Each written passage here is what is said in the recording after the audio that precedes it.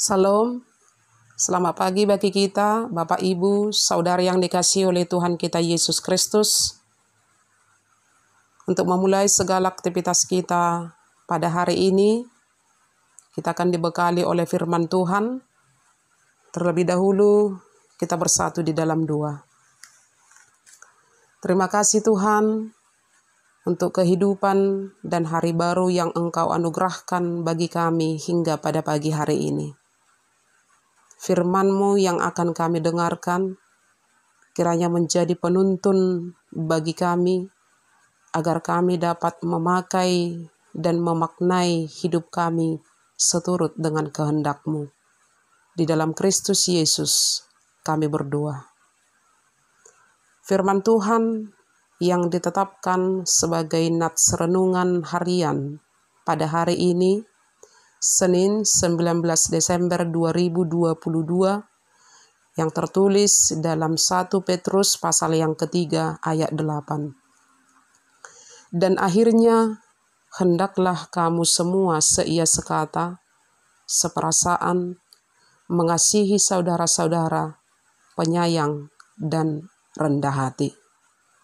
Bapak Ibu, Saudara yang dikasihi oleh Tuhan kita Yesus Kristus, manusia disebut sebagai makhluk sosial, yang artinya kita tidak dapat hidup sendiri di dunia ini tanpa orang lain. Tetapi setiap orang pasti membutuhkan orang lain dalam menjalankan kelangsungan hidupnya. Inilah salah satu alasan mengapa orang-orang mengikuti organisasi atau perkumpulan-perkumpulan, persekutuan, karena kita membutuhkan teman atau saudara, baik ketika mengalami sukacita maupun duka cita. Dan kita patut bangga saat ini, sebab semakin banyak organisasi atau perkumpulan-perkumpulan yang mengatasnamakan kesatuan. Contohnya perkumpulan marga-marga, seprofesi, STM atau kongsi, sosialita, dan juga persekutuan atau perkumpulan KOR, dan lain sebagainya. Perkumpulan atau organisasi apapun itu, yang pasti tujuan dan kekuatan dasar sebuah perkumpulan terletak pada kesatuan. Demikian juga dengan keberadaan orang-orang percaya di dunia ini, yang merupakan persekutuan sebagai keluarga Allah, harus hidup dalam kesatuan.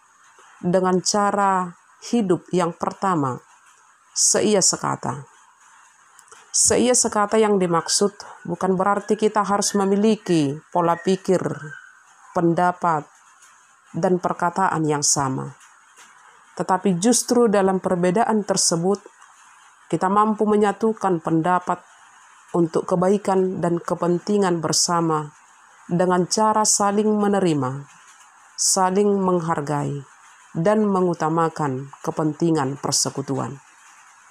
Yang kedua adalah seperasaan. Ada pepatah yang mengatakan, berat sama dipikul, ringan sama dijingjing. Dalam Roma pasal yang ke-12 ayat 15, firman Tuhan berkata, bersukacitalah dengan orang yang bersukacita, dan menangislah dengan orang yang menangis.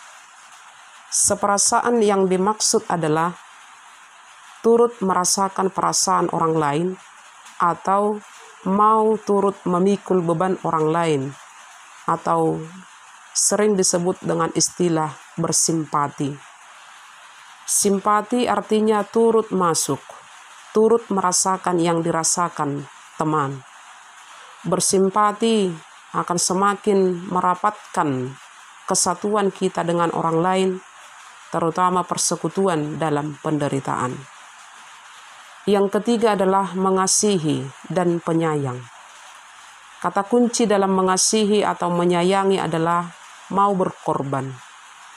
Berkorban yang dimaksud bukan hanya materi, tetapi juga mau mengorbankan perasaan, mengorbankan harga diri, status, kebesaran, dan apa yang dimiliki, agar orang lain turut berbahagia dan bersukacita. dasar untuk melakukannya adalah kasih Kristus. Yang keempat adalah rendah hati. Rendah hati berarti membuang segala kesombongan yang menganggap diri lebih tinggi, lebih hebat dari orang lain. Rendah hati juga tidak hanya memikirkan diri sendiri, tetapi juga mementingkan orang lain. Bapak, Ibu, Saudara yang dikasihi oleh Tuhan kita Yesus Kristus, marilah hidup bersama sebagai saudara di dalam kasih Tuhan. Karena untuk itulah kita dipanggil menjadi alat Tuhan untuk menyebarluaskan gaya hidup atau budaya surga, yaitu kasih. Amin. Kita berdoa. Terima kasih Tuhan telah mempersatukan kami orang-orang percaya menjadi satu keluarga dalam kerajaan-Mu. Biarlah kami boleh hidup damai dalam kasih Tuhan. Seia sekata dalam perbedaan dengan cara saling menghargai dan menghormati satu sama lain. Dengan hidup penuh kerendahan hati, seperasaan, sepenanggungan baik dalam sukacita maupun duka cita, agar keberadaan kami menjadi saluran berkat dan kasih Tuhan. Di dalam Kristus Yesus kami berdoa dan mengucap syukur. Amin.